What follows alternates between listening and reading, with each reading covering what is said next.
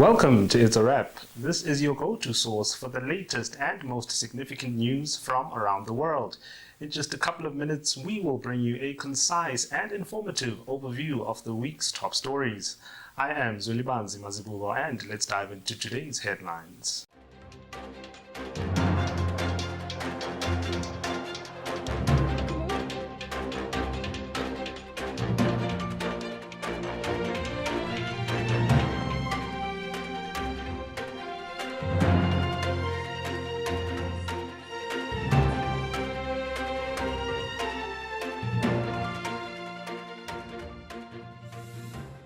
We kick off today with a glance at the international scenes of the Congo War.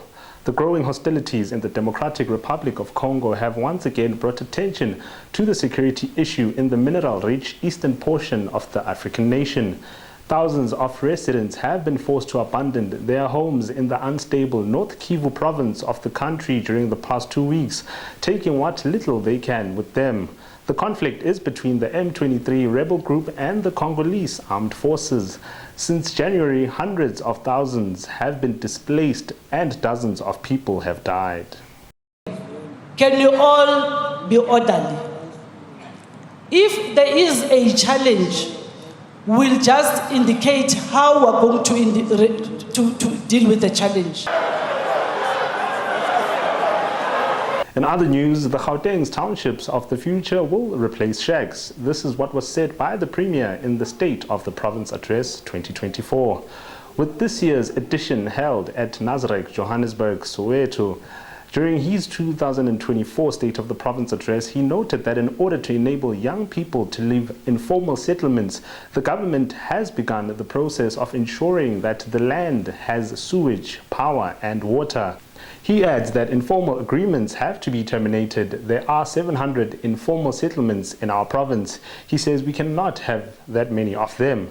The Premier also announced preparations were being made to convert about 68 informal communities into livable homes. Moving on to elections, the declaration by President Cyril Ramaphosa that the date of the 2024 national and provincial elections will be May 29, 2024 has been warmly received by the Electoral Commission of South Africa. In compliance with Section 17 of the Electoral Act 73 of 1998, the President has conferred with the IEC regarding the date of the election. The announcement of the election date comes after the successful voter registration campaign, which included 2 general registration weekends, an overseas voter registration drive, campus activations, and registrations within correctional services centers. The 2024 elections coincide with South Africa's celebration of 30 years of freedom and democracy, and President Cyril Ramaphosa has called on all eligible voters to fully participate in this important and historic milestone of the democratic calendar. The Commission has clear motivation to step up the level of preparation for the election day now that the election date has been announced. The Electoral Commission issued a statement reaffirming its readiness and commitment to guarantee smooth general elections in 2024. Moving on to the sin tax increment suggestion by the Finance Minister for 2024-2025. Enoch Gondongwana has suggested raising the excise taxes on alcohol beverages by 6.7 to 7.2%. According to Treasury's 2024 budget review, the standard excise tax loads on wine, beer and spirits are 11%, 23% and 36% respectively of the weighted average retail price. This means that a can of beer will increase by 14 cents, a can of cider and alcoholic fruit beverages will go up by 14 cents, a bottle of wine will go up by 28 cents, a bottle of fortified wine will go up by 47 cents, and a bottle of sparkling wine will cost an extra 89 cents.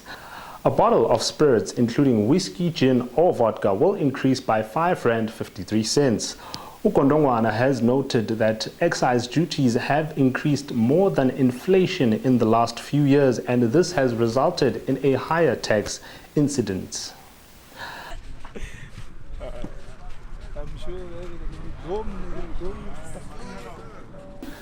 We wrap up today's edition with a focus on the sports side of the news. We look at Lorch completing his high-profile switch to Mamelodi Sundowns.